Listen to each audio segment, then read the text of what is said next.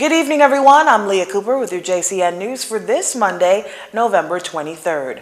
Fraud allegations levied against Deputy Prime Minister and Minister of Finance Peter Turnquest have led to multiple calls for his resignation.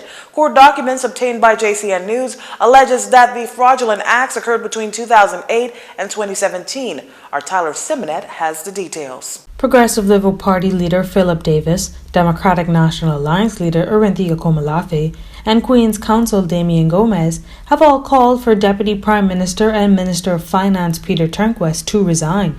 Last week, Thursday, Opposition Senator Fred Mitchell laid in the upper chamber a writ of summons filed by the law firm Scott & Co., alleging an almost $30 million fraud scheme involving two companies, Alpha Aviation Limited and Advance Aviation Limited. It alleges that Sky Bahamas Airlines Limited CEO Randy Butler and Aviation Oversight Group Limited conspired wrongfully and with intent to injure or to cause loss to them by unlawful means and or to enrich themselves. The writ lists Alpha Aviation and Advance Aviation as the first and second plaintiffs.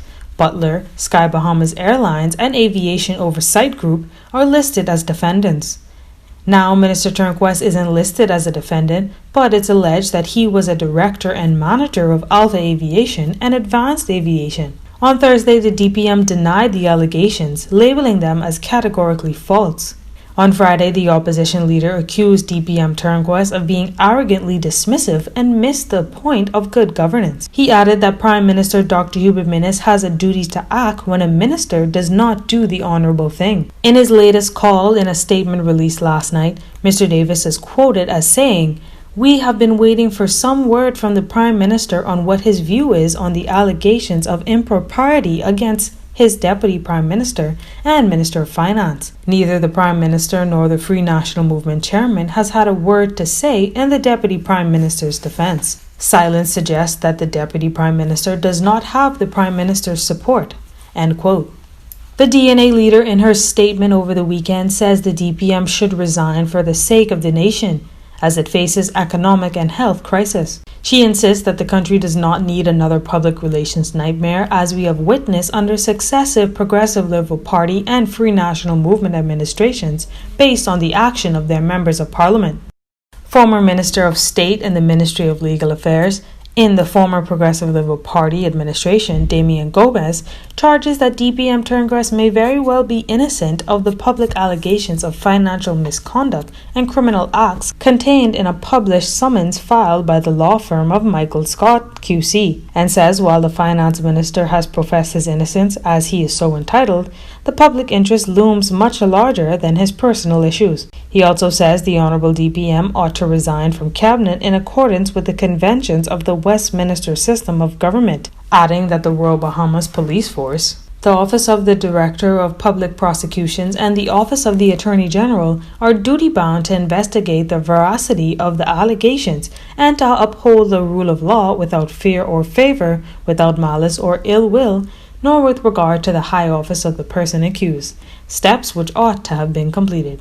For JCN News, I'm Tyler Simonet. With mounting pressure from the public and the political opposites regarding the fraud allegations against Deputy Prime Minister and Minister of Finance Peter Turnquest in relation to Sky Bahamas, Prime Minister Dr. Hubert Minnis reminded on Monday that the matter is still before the courts, but admitted that cabinet members have discussed how to handle the situation.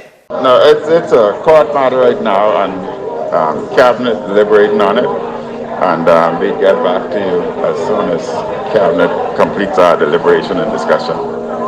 Okay? The Prime Minister does not think the allegations against Turnquest would hurt the governing party's chances in the upcoming elections. However, he had this to say. I think the people know exactly what we're doing. The people know our heart. The people know the challenges we faced in terms of Irma. When we first came in, we were challenged with Hurricane Irma. We were the first government to have embarked on an air evacuation from the south to ensure that there were no deaths during that hurricane. And in spite of that, our economic program and our program continued to move forward. Then we were challenged with Dorian, and in spite of that, we continued to move forward.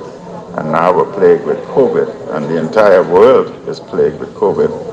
And in spite of that, we continue to focus our concentration on building a better Bahamas and preparing the Bahamas for the future. Although not named as a defendant in a case alleging a $27 million fraud, Mr. Turnquest was accused of issuing fraudulent loans between companies where he served as director. Police are following significant leads after the bodies of an adult male and female were found dead in the early hours on Saturday morning. Police say the discovery was made on Ida Street north of Balfour Avenue. Here's Police Press Liaison Officer and Assistant Superintendent of Police, Audley Peters, with more details. Preliminary reports are that shortly after 6 a.m., police received reports of two bodies, body of a male and a female, being found lifeless in a vehicle on Ida Street North. Police responded and confirmed those bodies being in a vehicle. Emergency medical services were summoned and pronounced the bodies lifeless after rendering medical attention. While ASP Peters could not give approximate ages of the victims, he says officers have to consult with family members to confirm.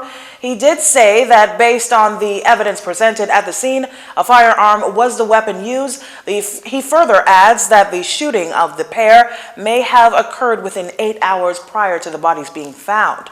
The evidence at the moment suggests that the incident happened in the vehicle. Until otherwise founded, that's what we're going with. At the moment, our officers are canvassing the CCTV department to find out whether we would have any information on those apparatus that could assist with this investigation. Police are appealing to members of the public who may have any information that can assist with solving this latest homicide to contact the Criminal Investigation Department at 502-9991 or 2 or the nearest police station. A man's in hospital following a plane crash off of Mayaguana this weekend. Police tell us that shortly after 12 noon, officers received reports of a plane crash that occurred in the vicinity of Mayaguana. As a result, air and sea assets were deployed. The officers later discovered a plane that crashed, landed into the mangroves half a mile out of the coast of Mayaguana. A male was rescued and reported that he was traveling to Governor's Harbor, Eleuthera from Puerto Rico when the aircraft experienced mechanical difficulties. He was then airlifted to seek medical attention. Now, the Air Accident Investigation Authority issued an update yesterday saying that it was notified by the Bahamas Air Navigation Services Division of an accident involving a Cirrus 22 aircraft with United States registration N675N. Reports received indicate that while in the vicinity of the island of Mayaguana, there was an engine malfunction which led to the pilot to initiate emergency protocols. The authority says that the aircraft came to rest in an area that is inaccessible, and subsequently a request was made to the United States Coast Guard for assistance. The Coast Guard responded via the dispatch of an op-bat helicopter.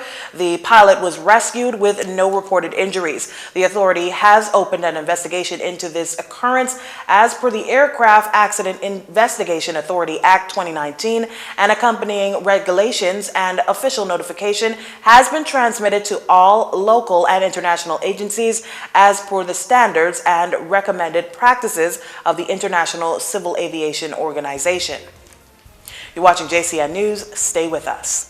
This segment of the news was brought to you by Alive.